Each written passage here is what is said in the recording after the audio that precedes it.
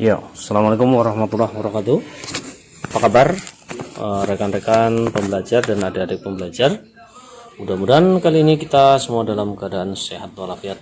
Baiklah, pada kesempatan kali ini akan kita bahas masalah membandingkan bilangan pecahan, yaitu materi pelajaran kelas 7 SMP atau MTS. Oke. Dalam kehidupan kita sehari-hari, kita kadang dihadapkan pada pilihan yang berkaitan dengan bilangan pecahan. Misalnya, memilih setengah bagian atau memilih 3/4 bagian. Ya, jika tujuannya adalah memilih bagian yang lebih banyak atau yang lebih besar, tentu kita harus tahu manakah diantara bilangan pecahan tersebut yang lebih besar nilainya. Ya, berikut disajikan masalah yang terkait dengan bilangan pecahan. Sebelum kita masuk kepada permasalahan, kita ingat dulu tentang notasi pecahan. Sebenarnya sudah ada, namun kita hanya mengingatkan kembali bahwa A per B. Nah, pecahan itu dapat dinyatakan dalam bentuk A per B, di mana A adalah juga bilangan bulat, B-nya juga bilangan bulat. A itu disebut pembilang dan B disebut penyebut. Nah, di mana B-nya tidak boleh sama dengan 0. Kenapa tidak boleh sama dengan 0? Karena kalau B-nya sama dengan 0, ini menjadi tidak didefinisikan, karena pecahan atau pembagian dengan 0 itu tidak memiliki arti atau tidak didefinisikan. Oke, langsung saja pada ilustrasi permasalahan berikut atau problematika yang pertama. Nah, perhatikan, ini ada 4 kelompok, yaitu kelompok A, B, dan C. Ya, dalam suatu acara ulang tahun, undangan yang datang dibagi menjadi 4 kelompok atau disediakan 4 meja. Di atas meja sudah disediakan kue yang besarnya sama, ya, bentuknya sama, ukurannya sama, beratnya sama. Ya, setiap undangan bebas menempati mau duduk di posisi mana saja. Nah, dalam keadaan seperti ini, A sudah dikelilingi oleh 6 anak. B sudah dikelilingi oleh 7 anak. C sudah dikelilingi oleh 8 anak. Sedangkan D sudah dikelilingi oleh 9 anak. Ya. Maka kita bisa berpikir secara mudah bahwa yang paling sedikit anaknya yang berkumpul pada meja itu, maka masing-masing, karena ini akan dibagi menjadi mendapatkan bagian yang sama, maka masing-masing pasti akan memperoleh bagian yang lebih banyak. Ya, makin banyak anaknya ya, dalam kelompok itu atau dalam meja itu, maka bagiannya pasti nilainya makin kecil. Sekarang, jika ada seorang anak, misalnya Jono, datang paling akhir, kondisi sudah seperti ini. Kemudian dia karena melihat paling sedikit adalah kelompok A, maka dia langsung bergabung di kelompok A yang tadi sudah ada 6, berarti dengan tambahan Jono akan menjadi 7. Ya, berarti bagaimana? Apakah kelompok A tadi masih mendapatkan bagian yang paling banyak? Nah, tidak berubah. Kenapa? Karena A-nya kalau ditambah dengan Jono menjadi 7 siswa, B-nya juga ada 7 siswa. Dengan ini kelompok A dan kelompok B mendapat bagian yang sama jika Jono itu duduk di kelompok A atau di meja A. Tapi jika Jono langsung duduk di kelompok atau di meja B, maka akan sama dengan bagiannya dengan kelompok meja C. Tapi kalau Jono duduk di meja C, maka bagiannya kelompok C akan sama dengan kelompok D. Nah, kalau Jono memilih di tempat yang paling ramai, yaitu tempat D, maka Jono akan kebagian dengan kelompok D itu akan mendapatkan, tadi sudah mendapatkan bagian paling kecil, datang lagi maka lebih kecil lagi bagiannya, gitu ya. Oke, sekarang perhatikan problematika yang kedua. Nah, sekarang gini, nih perhatikan nih. Ini juga dibagi menjadi 2 kelompok. Ya. Nah, ternyata di kelompok 1 itu disediakan juga 2 kue. Kelompok 2 disediakan 3 kue. Ya, di kelompok 1 ini sudah dihadiri atau sudah dikelilingi oleh 6 anak. Sedangkan di kelompok B atau kelompok kedua ini sudah ada 8 anak dengan 3 kue. Nah, besarnya kue sama. Nah, kalau kondisi seperti ini kita bisa bertanya, bagaimana kalau kondisinya seperti ini? Apakah bagian kelompok A, kelompok pertama itu masing-masing mendapatkan bagian yang lebih besar dari kelompok yang B? Ya, berarti kelompok pertama ini nanti berapa bagiannya dapatnya? Yaitu 2/6 karena kuenya ada 2, sedangkan yang datang ada 6. 2/6 atau mendapatkan 1/3, berarti 1 kue untuk 3 anak. Nah, sekarang kalau yang kedua, berarti 3/8. Oke. Nah, sekarang ilustrasinya begini. Jika jika si Jono hadir lagi di sini, si Jono Joni deh, ganti deh Joni. Ya, Joni itu hadir. Kemudian dia memilih duduk di kelompok kedua atau kelompok yang B.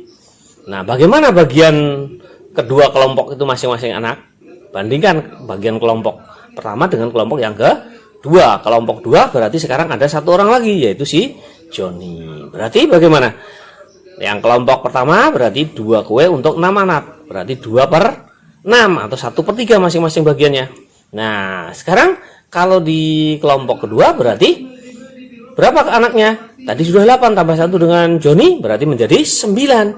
9 ada 3 kue berarti 3/9. 3/9 berarti masing-masing nanti masing-masing kue akan dibagi untuk 3 anak. 1/3 berarti memperoleh bagian yang sama. Makanya kalau ada pertanyaan, apakah kalau di sini yang datang adalah Antin ya, ingin mendapatkan bagian kue yang lebih banyak di antara kedua pilihan, maka seharusnya Antin memilih meja yang mana? Nah, kalau memilih di A, maka bagian Antin pasti lebih kecil ya.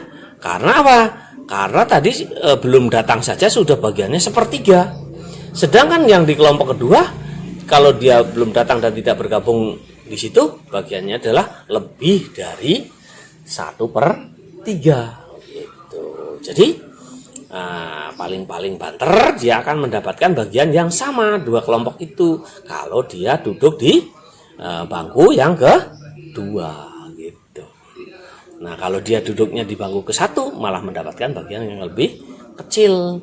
Tapi kalau di bangku di kelompok yang kedua, kelompok yang sebelah kanan, maka dia kelompok 1 dan kelompok 2 masing-masing memperoleh bagian yang sama. Itu mudah-mudahan menjadi ilustrasi, dan kita akan mempelajari lebih lanjut, karena dengan mempelajari ini maka yang seperti ini nanti akan mudah kita, dari problem ini mudah kita pecahkan atau kita jawab ya. Oke, mungkin masih ada yang bingung, tidak masalah. Supaya nanti tidak bingung, mari kita belajar dan konsentrasi. Nah, sekarang perhatikan. Nah, ini ada kue dipotong menjadi 4 bagian. Nah, sebenarnya ini harusnya garisnya lurus kalau dibagi menjadi bagian yang sama. Tapi nggak tahu itu potongannya garisnya bisa belengkok begitu, nggak tahu kenapa. Ya, harusnya lurus.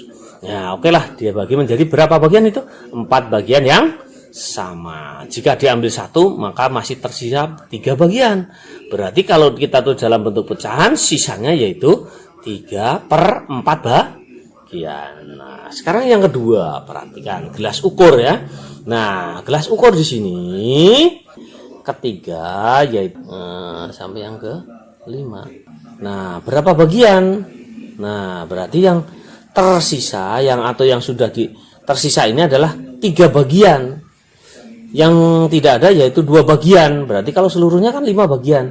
Berarti air ini dalam 1 gelas ini berapa bagian? Nah, kita nggak usah mikir angkanya di sini 200, nggak usah. Dari angka sini saja nih lebih mudah. Oh, berarti air di sini adalah 3/5 ya. Nah, dari keseluruhannya adalah 3/5. Sekarang perhatikan yang ketiga, kain ya. Kain yang dipotong ini menjadi 3, diambil 1 bagian, berarti masih berapa yang tersisa? Yang tersisa adalah 2/3 bagian. Tapi jika yang diambil adalah 2 bagian, maka yang tersisa adalah 1/3 bagian gitu ya. Tergantung mana yang diambil. Saya yakin mudah. Oke, kita lanjutkan. Nah, sekarang perhatikan ilustrasi pecahan di sini. Nah, perhatikan ada misalnya gampangnya begini. Selembar kertas ya, berbentuk persegi panjang. Kemudian dibagi 4 menjadi 4 bagian. Kemudian satu yang diwarnai. Dari yang diwarnai terhadap keseluruhan ya, berarti 1/4 karena ini seluruhnya adalah 4 bagian.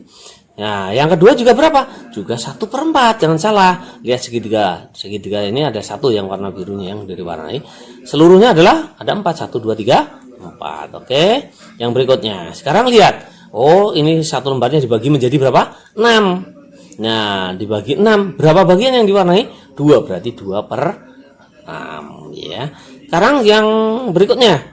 Lihat dibagi menjadi berapa itu? Menjadi 6 kali 2, 12. Kemudian lihat yang diwarnai berapa? 1, 2, 3, 4, 5. Berarti 5/12. Oke. Sekarang lihat yang di sini. Ini juga dibagi menjadi 12 segitiga bentuknya. Nah, sekarang lihat yang diwarnai berapa? 1, 2, 3, 4. Berarti 4/12. Oke. Nah, sekarang lihat di sini. Nah, ini dibagi menjadi berapa ini? Menjadi 4 bagian. Yang diwarnai adalah 2 bagian. Berarti 2/4. Di sini dibagi berapa? Menjadi 8 bagian. Yang diwarnai ada 3, berarti 3/8. Selanjutnya dibagi menjadi 8 juga ya, 8 juga. Berapa yang diwarnai? 4 juga. 4/8 bagian. Oke. Sekarang pecahan yang sama atau senilai atau ekuivalen. Oke, sekarang perhatikan. Lihat gambarnya. Yang bagian atas dengan bagian atas ini aja, berarti ini bentuk persegi. Lihat, ini adalah satu lembar kertas misalnya dibagi menjadi 2, berarti yang diwarnai ini adalah 1/2, 1 dari 2 bagian. Sekarang ini dibagi 4, diwarnai adalah 2, berarti 2/4. Ternyata sama bagiannya ya. Nah, dengan ini sama. Sekarang yang berikutnya yaitu 3/6 yang diwarnai, 3 dari 6 bagian. Sekarang lihat kalau dilihat dari lingkaran, 1/4 ya. Ini berapa? 2/8 ya, karena seluruhnya ada 8.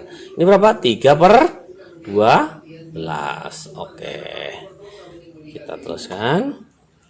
Nah, berarti kesimpulannya bagaimana?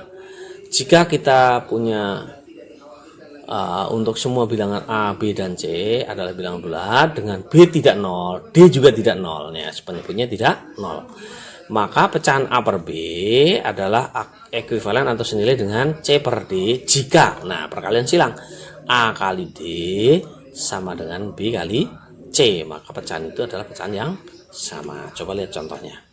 Perhatikan contoh berikut. 1/2 atau setengah. Setengah ini ekuivalen dengan tadi berapa? Sudah ada tadi sebenarnya, yaitu 2/4. Nah, ini kalau kita kalikan dari sini dulu supaya lebih jelas.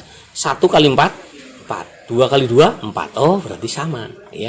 Karena perkalian ini dengan ini nilainya adalah sama ya. Nah, berarti sekarang lihat. Sebenarnya ini juga kita lihat, ini kita kalikan 2, ini juga kita kalikan 2. Pecahan itu akan tetap ekuivalen jika pembilang dan penyebutnya kita bagi dengan bilangan yang sama ya, selama baginya tidak 0, karena pembagian dengan 0 tidak didefinisikan. Oke, bisa juga sama dengan siapa? 3/6. sama dengan 4/8. sama dengan 5/10. Tadi kan setengah nih. Lihat, kalau kita bandingkan ini dengan ini, pembilangnya separuh dari penyebutnya. Atau penyebutnya adalah 2 kali dari pembilangnya.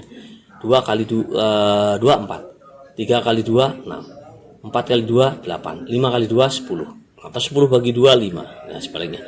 Terus begitu. Dan seterusnya. Dan 6/12, 7/14. Kalau diteruskan 8/12. 16 dan seterusnya ya.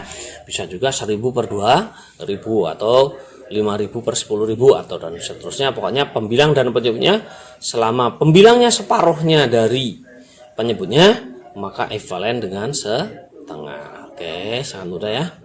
Oke, sekarang kalau 2 per 3. Nah, 2 per 3 bisa ditulis sama dengan petanya sama, yaitu 4 per 6. Kita kalikan 2 semuanya, pembilang dan penyebutnya. Kalau kita kalikan 3 menjadi 6 per 9. Atau bisa juga 8 per 12. Atau bisa juga 10 per 15. Atau mungkin juga 12 per 18. Atau dan seterusnya. Itu pecahan yang sama. Saya yakin mudah. Jadi kita bisa memudahkan dengan mudah melihat apakah pecahan itu sama atau tidak. Tadi bisa dengan perkalian silang seperti tadi. Nanti kalau ini seperti 2 kali 6 12, 3 kali 4 12. Oh, berarti ini sama kan gitu ya. Oke, sangat mudah ya. Oke, atau ini yang pembilangnya kita kali dengan bilangannya sama. Contohnya misalnya begini. Ini dikali 1000, ini juga dikali 1000. Ini kali 2000, ini juga kali 2000. Maka tetap akan bernilai tetap atau bernilai sama. Oke. Nah, sekarang perhatikan contoh. 41 per 50 dibandingkan 45 per 50. Orang yang menerimanya sama, makin banyak jumlah yang dibaginya, maka bagiannya pasti lebih banyak atau lebih besar. Maka kalau 41 per 50 dibanding 45 per 50, maka nilainya adalah kurang dari. Ya, kurang dari, berarti 41 itu yang lebih kecil. Karena pembilangnya lebih kecil. Kalau penyebutnya sudah sama, pembilang yang lebih kecil, maka nilainya juga lebih kecil kalau penyebutnya yang sama. Berbeda kalau seperti ini, pembilangnya sama, penyebutnya berbeda. Yang dibagi tetap, maka nilainya akan makin kecil jika yang menerima atau pembaginya makin banyak. Berarti 75 per 80 itu berarti lebih dari 75 per 90. Nah, ini sekarang contoh yang ketiga, perhatikan. Oke, setengah dibandingkan 2 per 3. Nah, kalau kita gunakan perkalian silang, 3 kali 1 kali 3, 3. 2 kali 2, 4. Berarti besaran 4 atau besaran 3? Besaran 4. Nah, otomatis berarti kita gunakan tanda kurang dari. Nah, lihat antara pembilang dan penyebut. Jika di sini ada 3 per 4. Nah, 2 kali 4, 8. 3 kali 3, 9. Oh, lebih dari yang 9, yang 3 kali 3. Nah, kalau misalnya langsung pada posisi dibandingkan dengan 2021 per 2022. Nah, ini kan urut nih. Ini beda 1. Pembilang dengan penyebutnya dari sini beda 1. Ini juga beda 1. Maka ini yang lebih dari. Oke, gitu. Ingat-ingat ya.